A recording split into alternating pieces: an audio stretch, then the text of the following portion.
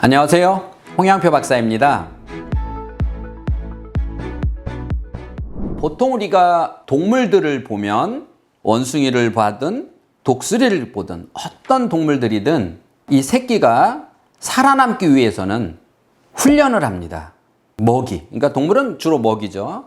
먹이 먹는 훈련을 하는데 제가 어떤 방송에서 보니까 원숭이가 딱딱한 열매를 이렇게 돌로 깨서 그 안에 있는 열매를 먹는데 처음에 아빠나 엄마가 하는 거를 새끼 원숭이가 유심히 바라보고는 그리고 나면은 엄마 아빠는 새끼한테 기회를 줘서 새끼는 돌로다가 그 딱딱한 열매를 깨요. 그런데 그렇게 해서 바로 깨지는 것이 아니라 1년 혹은 2년 뒤에나 결국 이 아기 원숭이는 그 안에 있는 걸 깨서 먹을 수 있다는 사실이에요. 자, 그러나 만약에 이 어미 원숭이가 이 원숭이가 클 때까지 계속해서 이 씨앗을 엄마가 아빠 원숭이가 깨서 이 원숭이에 주었다라고 가정을 해보세요. 다 알죠? 이 원숭이는 죽을 때까지 이 안에 있는 씨앗에 있는 맛을 볼 수가 없다는 사실이에요. 왜 이런 얘기를 하냐면 여러분 아이들의 뇌발달, 많은 경험은 뇌발달하고 연결되잖아요. 다양한 경험과 많은 경험과 이러한 것들은 뇌발달에 정말 큰 도움을 준다는 걸 다 아는데 여러분들은 그 다양한 경험을 위해서 엄청 비싼 돈을 내고 찾아다니면서 우리 아이가 경험을 할 수 있는 곳을 찾아다닙니다. 그런데 정말 다양한 경험을 할 수 있는 곳이 어딘 줄 아십니까? 너무나도 다양한 곳이 있는 곳은 가정이에요. 그런데 내가 처음에 예쁜 반지 하나를 샀어요. 그럼 너무너무 반지가 이쁘니까 매번 신경도 가고 닦고 조금만 거슬릴까 봐 이렇게 하고 다니는데 1년쯤 지나버리면 무덤해집니다. 즉 우리 가정에서 할 수 있는 이러한 것들이 얼마나 소중하게 아이들의 뇌를 발달시킬 수 있는 경험치가 가정에 있는지를 모르신다는 거예요. 그래서 가정에서 경험을 해보지 않은 아이들은 절대 바깥에서 하는 경험이 그게 이 아이에게 도움을 줄 수 없다는 사실을 여러분 알아야 돼요. 그러면 가정에서의 경험은 얼마나 좋은지 아세요? 단계별로 다 연령별로 경험이 다 있습니다. 그래서 아이가 어떤 경험, 스스로 내 옷을 찾아서 입는 경험, 아무것도 아닌 것 같죠? 이 경험이 얼마나 대단한지 아십니까? 스스로 아이가 바지와 윗도리에 컬러를 맞춰서 입을 수 있는 이 능력은 이 아이가 평생 미적 감각을 심어줄 수가 있다는 거죠. 그러나 손만 벌리면 입혀주는 아이는 이러한 경험을 통해서 얻는 걸로 원숭이 말하면 계속해서 어미가 대신 씨앗을 돌로 깨서 먹여주는 거예요. 그러니까 이 아이가 눈으로 보니까 이 안에서 뭐가 발달이 되냐면 해마라는 곳이 발달돼요. 이건 지식이에요, 지식. 아, 저렇게 깨는 거구나. 지식이 발달됩니다.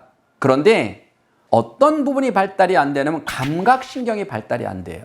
자전거 타는 방법을 아무리 이론적으로 가르치면 그건 지식적으로 알아요. 그래서 해마에 저장이 됩니다. 그래서 평생 알아요. 자전거 타는 법에 대한 강의도 할 수 있는 교수도 할 수 있어요. 그런데 못 타요. 왜? 감각 뉴런이 발달이 안 됐거든요. 그러면 집에서 아이가 옷을 이렇게 입는 거야 라고 가르치면 이건 뭐가 발달돼요? 해마만 발달돼요. 실제 본인이 입어보면서 아 이건 아래 위가 색깔이 어울린다 안 어울린다 이런 게 감각 뉴런입니다. 그러면 원숭이도 똑같아요. 모든 동물이 똑같아요. 처음에는 시범을 보여서 기억장치 해마에 저장하고 그 다음 자기가 꾸준한 훈련을 통해서 감각 뉴런을 발달시킵니다. 마찬가지예요. 한 번에 옷을 잘 입을 수는 없잖아요. 한 번에 잘 입을 수 없죠. 꾸준히. 자, 이러한 경험이 얼마나 대단한 경험입니까?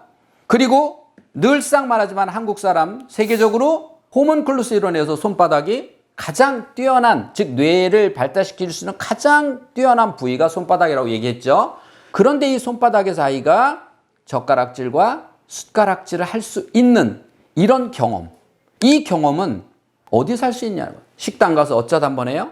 그리고 우리가 어디 가보면 젓가락 가지고 이렇게 콩 집어서 이렇게 옮기는 게임 같은 거 하잖아요. 그런데 어쩌다는 게임이 아니라 하루에 2번, 3번을 할 수 있는 기회, 이런 경험을 줄 수 있다면 대단하지 않아요? 또 하나는 밥 먹을 때마다 아이가 한번 밥상을 차려보게 해보세요. 이 구도는 무엇으로도 가르칠 수 없는 대단한, 함께 먹을 수 있는 국은 어디에다 놔야 되고, 각자 먹는 건 어디에다 놔야 되고, 수저는 어느 쪽이고 젓가락은 어느 쪽이고 밥은 어디고 국은 어디고, 이러한 것들 쉬운 거 아니에요. 이러한 것들이 사실은 가장 좋은 뇌 발달입니다. 이 아이가 바깥에서 너 다른 사람을 늘 돕고 살아? 네, 이거는 뭐예요? 얘기했죠, 해마. 실제 돕는 감각 훈련을 시켜야 그게 사람이라는 거예요. 그러면 집에서도 형을 도울 수 있는, 동생을 도울 수 있는 이런 방법들. 여기서 훈련이 안 되니까 친구하고 관계가 안 되죠. 그래서 집에서 형, 동생이 없으니까 서로 도울 수가 없어 혼자잖아요. 근데 엄마, 아빠는 늘 나를 도와요. 그건 내가 친구하고 같이 하고 싶은데 안 돼요. 얼마 전에 제가 관리하고 상담해주는 중학생이 전화가 왔어요.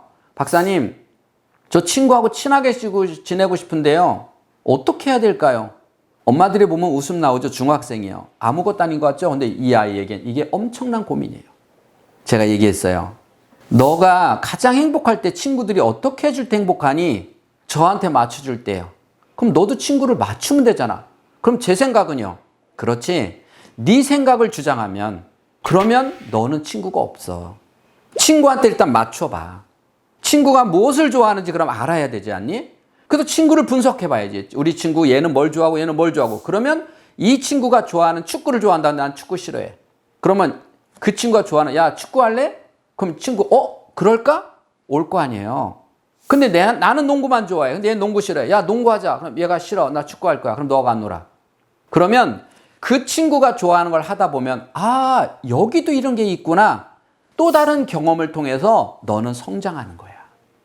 그리고 친구랑 놀고 나면 네가 먼저 아이스크림을 사줘봐. 자, 이렇게만 하면 너는 친구의 관계를 좋은 관계로 만들 수가 있어. 어려운 거 아니야. 한번 해봐. 네가 너를 내려놓고 친구한테 다 맞춰주고 친구가 아이스크림 사주기 전에 네가 먼저 사줘봐. 그러면 넌 달라질 거야. 그리고 2주 지나고 나서 물어보니까 박사님, 친구 2명 생겼어요. 그러는 거예요. 이런 경험을 이 친구는 가정에서 해보지 못했다는 거예요.